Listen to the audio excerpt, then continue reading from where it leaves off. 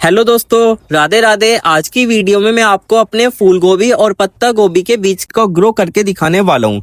यानी कि बीज से लेके प्योर तैयार करने तक की सारी जानकारी आज आपको मिलेगी। पोट का क्या साइज लेना है, कैसे सोल मिक्स बनाना है, कितना पानी डालना है, कौन से मौसम में ग्रो करना है, कौन से महीने में ग्रो करना है, ये सारी बातें आज की वीडियो में आपको मिलने वाली है। तो चलो अपनी वीडियो को शुरू करते हैं। तो स्टार्टिंग में मैंने ले लिया है अपना पत्ता गोभी का बीज का पैकेट। ये हमारे रिच ग्रो कंपनी का है और यहाँ लिखा है RG65। ये शायद इसकी वैरायटी है और ये हमारा F1 हाइब्रिड सीड है। आपको भी F1 हाइब्रिड सीड ही लेना है। और फिर मैंने ले लिया है ये फूल गोभी का बीज का पैकेट। ये भी हमारा रिच ग्रो कंपनी का है। फूल गोभी हमें कुछ इस तरीके की मिलेगी, आप देख सकते हैं। यहाँ लिखा है मानवी, ये शायद इसकी वैरायटी है और ये भी अपना F1 हाइब्रिड सीड है। तो चलो इसे ओपन करते हैं। तो ओपन करने के लिए मैंने ले लिया ये सीजर। तो चलो इसे कट करते हैं। अंदर हमें एक नई पैकिंग मिली है। यहाँ पर लिखा है rich grow seed private limited और इसके पीछे दिखाओ तो यहाँ पर है बारकोड। आप इसे स्कैन करके ऑनलाइन भी मंगा सकते हैं। तो चलो इस पैकेट को भी खोलते हैं। तो हमें मिले इसके अंदर ये बीज जो कि लाल कलर के हैं। बीज मैं आपको बाद में दिखाऊंगा। पहले आप मेरा ये मिट्टी का गमला देखो। जो हमारे मिट्टी का गमला है काफी ज्यादा अच्छा है और इसके नीचे देखो ड्रेनेज होल भी काफी बड़ा है। आप ये वाला मिट्टी का बर्तन भी ले सकते हो। मैं आपको बता दूं, मैं इसे नर्सरी से नहीं लाया हूँ जहाँ मिट्टी के बर्तन बनते हैं, मैं इसे वहां से लाया हूँ। इसके अंदर आपको 4 ड्रेनेज होल दिख रहे होंगे। ये मैंने खुद ही बनाए हैं। असल में ये चिड़ियाओं का पिया हुआ है, यानी कि चिड़िया इसमें पानी पीती है। लेकिन अगर आप इसके अंदर बीज उगाते हो तो काफी अच्छा रिजल्ट देखने को मिलेगा, क्योंकि इसकी चौड़ाई ज्यादा है तो ज्यादा संख्याओं में हम इसके अंदर बीज डाल सकते हैं। लेकिन इस वाले मिट्टी के बर्तन में मेरे फूलों के बीज लग रहे हैं, तो इसलिए आज मैं इस मिट्टी के गमले में ही अपने बीज को उगाऊंगा।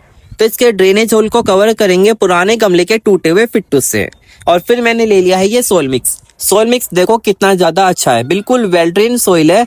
ये मैंने खुद बनाई है। देखो इसका लड्डू भी नहीं बन रहा है। ये मैंने कैसे बनाई है मैं आपको बता देता हूँ।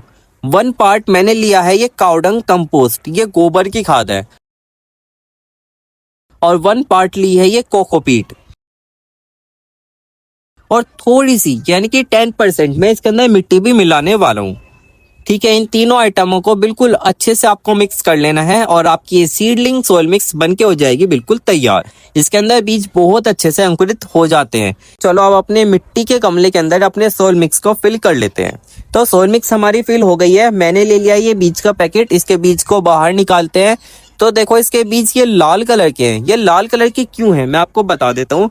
जो ये बीज है इनके ऊपर कोटिंग चढ़ी रहती है, जिससे कि जो हमारे बीज है वो मिट्टी में लगने के बाद गले ना सड़े ना, वो 99% ग्रो हो जाए। तो चलो अब अपने बीज को मिट्टी के चारों तरफ अच्छे से फैला लेते हैं। देखो बीज को ज्यादा पास में मत डालना, ज्यादा दूरी पे डालना। ज्यादा पास में डाल दोगे तो आपको ही आगे चल के डिवाइड करने में दिक्कत आएगी। तो हमने बीज अच्छे से फैला दिए। अब अपने बीज के ऊपर सोइल मिक्स की पतली लेयर बिछा देंगे। देखो कोई भी बीज हमारे मिट्टी से ऊपर ना हो, वो मिट्टी से ढका हुआ होना चाहिए। तो हमने सोइल मिक्स ऊपर से बिछा दी है। अब बारी आती है वाटरिंग करने की। पानी हम अपने वाटर कैन से डाल रहे हैं, यानी कि पानी स्प्रिंकल होके डल रहा है। जैसे मैं पानी डाल रहा हूँ शावर होके, आपको भी ऐसे ही डालना है। तो वाटरिंग का काम हो गया कंप्लीट।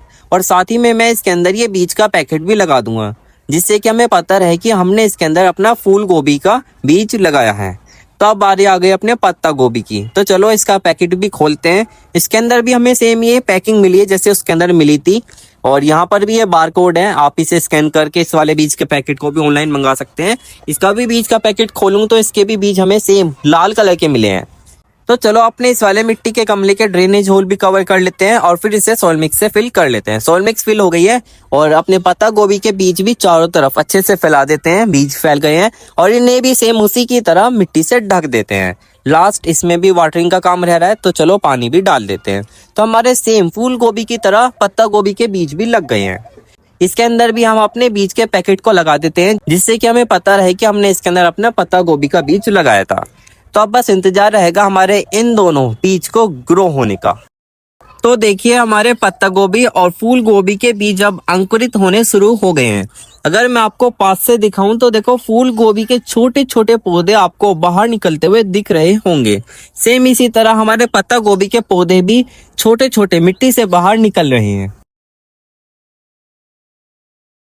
तो अब समय आ गया है हमारे फूल गोभी और पत्ता गोभी के पौधों को डिवाइड करने का।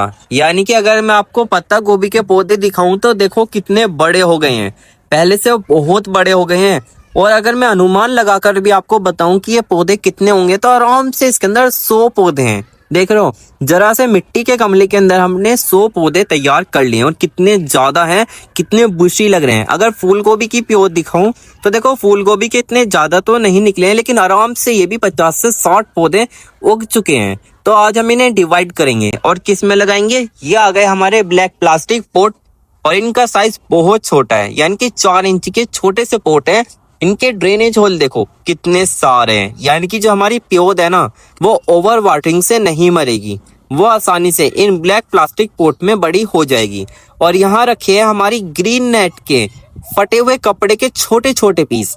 जब तूफान में मेरी ग्रीन नेट फट गई थी ना तो मैंने उसे फेंकने की जगह उसके इतने छोटे छोटे पीस बना लिए और आज हम इन्हीं से ही इन प्लास्टिक पॉट के ड्रेनेज होल कवर करने वाले हैं।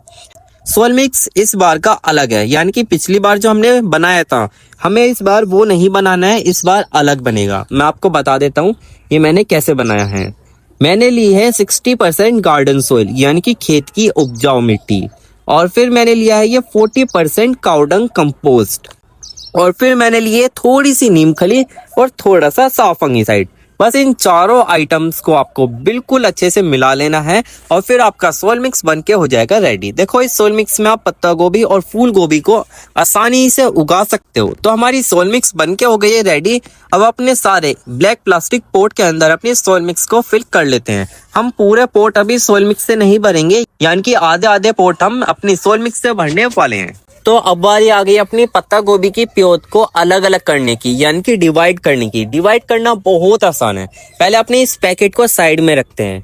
देखो बस जोन से भी प्योत को आपको बाहर निकालना है उसे नीचे से पकड़ना और ऊपर को उठा लेना।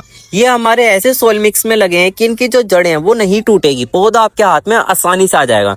ये ले ली मैंने अपनी एक प्योत, इसे ब्लैक प्लास्टिक पॉट के बिल्कुल मिड में बीच में रखेंगे और फिर साइडों से सोयल मिक्स से फिल कर देंगे। बस सिंपल सा काम है, लग गई हमारी प्योत। सेम इसी तरह मैंने अपनी सारी पत्ता गोभी की प्योत लगा दी है। देखो कितनी सारी प्योत हमने लगाई है।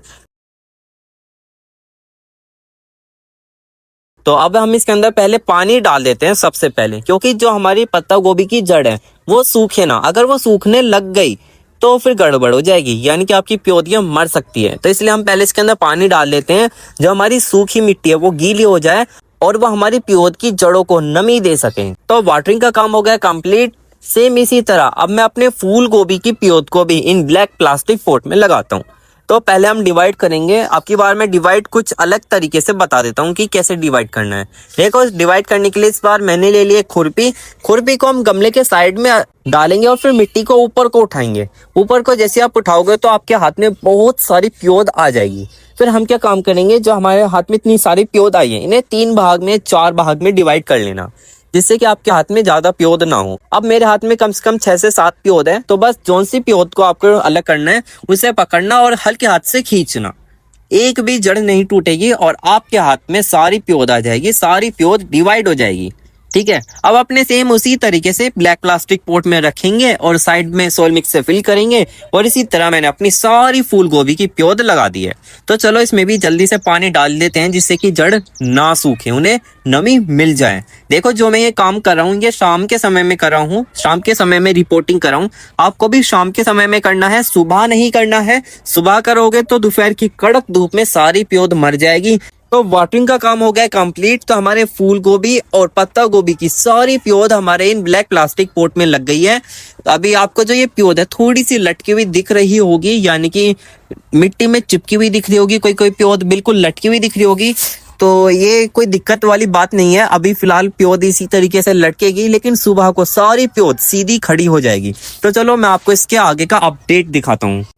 तो देखो अब हमारी जो ये पत्ता गोभी और फूल गोभी की प्योद है वो बिल्कुल रेडी हो गई है, यानी कि जो गमले में पौधे बचे थे वो बहुत बड़े हो गए हैं और जो ये ब्लैक प्लास्टिक पॉट में लगाए थे ये भी बहुत बड़े हो गए हैं। अब ये इतने बड़े हो गए हैं कि हम इन ब्लैक प्लास्टिक पॉट से निकाल के इन्हें बड़े ग्रो बैग में लगा सकते हैं। अगर आपने फूल गोभी की प्योर दिखाऊं तो देखो जो गमले में बची थी वो भी बड़ी हो गई है और जो प्लास्टिक पॉट में लगाई थी वो भी बड़ी हो गई है। अब आपको सारे पौधे बिल्कुल सीधे खड़े हुए दिख रहे होंगे, अब लटके हुए नहीं दिखेंगे। ठीक है, कोई भी पौधा नहीं मरा है, सारे पौधे बिल्कुल खड़े हैं, सारी प्योद बन के हो गई है बिल्कुल रेडी, जैसे मैंने आपको वीडियो में दिखाया है, बताया है। अगर आप भी सेम ऐसे ही करोगे तो आपके पास भी इतनी सारी प्योद तैयार हो जाएगी। और अगर आपको इन प्योद को बड़ा करना है, इनसे फूल गोभी और पत्ता गोभी की हार्वेस्टिंग लेनी है, तो आप मेरी ये वाली वीडियो यानी कि बहुत सारी वीडियो मैंने बना रखी है पत्ता गोभी और फूल गोभी के ऊपर। और इन वीडियो में मैंने इन प्योद से लेके लास्ट हार्वेस्टिंग तक पूरी जानकारी दे रखी है, आप जाकर देख सकते हैं, मैं लिंक डिस्क्रिप्शन में डाल दूंगा। तो मिलते हैं आपको फिर किसी और नेक्स्ट व्लॉग में, तब तक के लिए बाय बाय।